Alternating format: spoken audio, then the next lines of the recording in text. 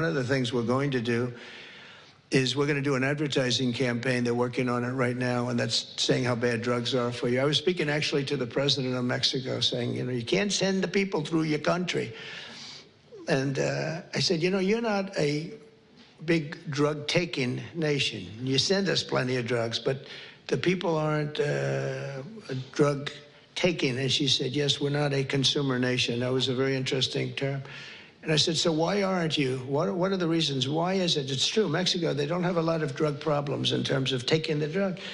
He said, well, two things, and a lot of you could do with the second thing. He said, we have very strong family values. I said, but so do we. I mean, I see people, they die of a drug overdose. The daughter, the son, the mother and father will never be the same, never be the same. Their life is ruined. Their life is over. I've seen it so much. So we have strong family values, also family members and relationships, just as strong as Mexico. What's the other?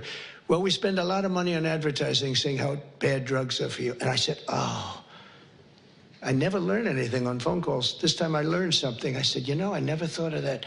Because we set up like committees, and you can't have the death penalty, I guess. But I don't know, someday somebody's going to get sick of it and do it, and you won't have any drug problem in this country.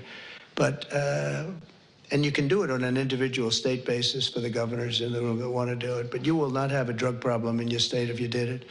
But I will say this, we have a situation where we have now hired a couple of the best agencies, and we're going to spend about 100 million, maybe 200 million on advertising, saying that when you take certain drugs, the drugs, fentanyl, et cetera, it destroys your skin, it destroys your teeth, it destroys your brain, it destroys everything.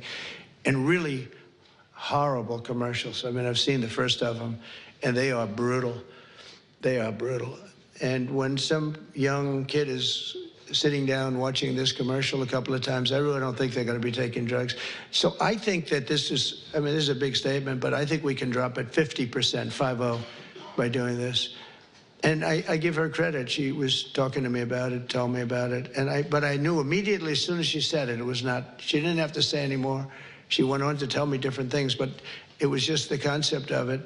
And I think states can do that too. If you do commercials talking about how horrible it is, drugs, I mean, what it does, I mean, you look at their skin, it gets eroded, their teeth are, you can tell. I mean, you can see a person that takes a lot of drugs, especially fentanyl and some of the others, the bad ones, the real bad ones, some of them, the heroin.